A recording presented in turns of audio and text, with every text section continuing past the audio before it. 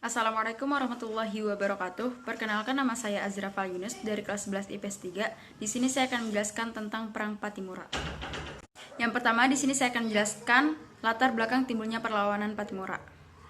Yang pertama, adanya tekanan-tekanan berat di bidang ekonomi sejak kekuasaan VOC. Yang kedua, adanya tindakan-tindakan pemerintah Belanda yang memperberat kehidupan rakyat, seperti sistem penyerahan secara paksa, kewajiban kerja Blandong, penyerahan atap dan gaba-gaba, penyerahan ikan asin, dendeng. Ketiga, beredarnya uang kertas yang menyebabkan rakyat Maluku tidak bisa menggunakannya dalam kehidupan sehari-hari karena belum terbiasa. Dan selanjutnya di sini saya akan menjelaskan kronologi dan sejarah terjadinya Perang Pattimura. Perang Pattimura atau Maluku ini terjadi pada tahun 1817 yang merupakan perlawanan rakyat Maluku yang dipimpin oleh Thomas Matulesi yang biasa dikenal dengan Kapitan Pattimura, yang dibantu dengan pejuang antara lain Philip Latumahina, Thomas Patiwell, Anthony Ribok, dan Christina Martha Tiahahu. Rakyat Maluku memulai perlawanan pada tanggal 15 Mei 1817 dengan melakukan serangan malam ke pos perahu di Pelabuhan Porto dan berhasil membakar perahu-perahu milik pemerintahan Belanda tersebut.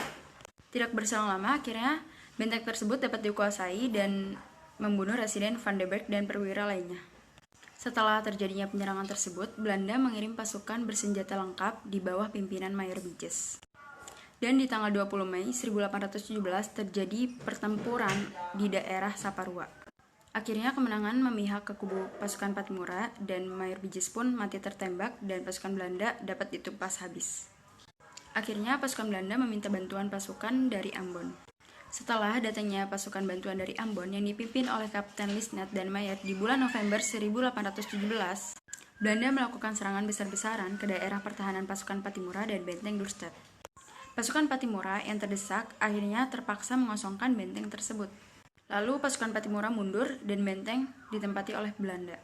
Banyak daerah yang jatuh ke tangan Belanda satu persatu.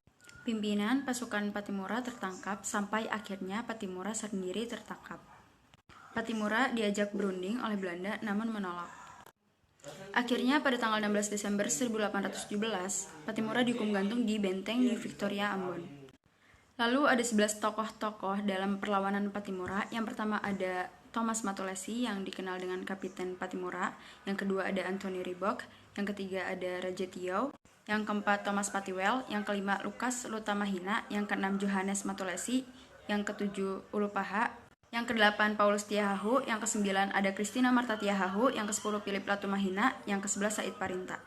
Dan dampak atau akibat perlawanan Pattimura ini, yang pertama ada pada tanggal 16 Desember 1817, Pattimura dihukum gantung di alun-alun kota Ambon.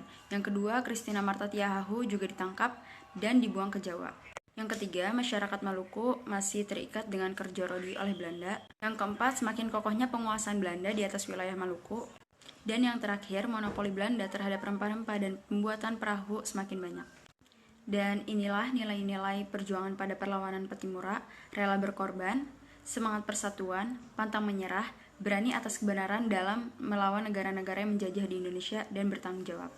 Sekian dari saya, terima kasih. Wassalamualaikum warahmatullahi wabarakatuh.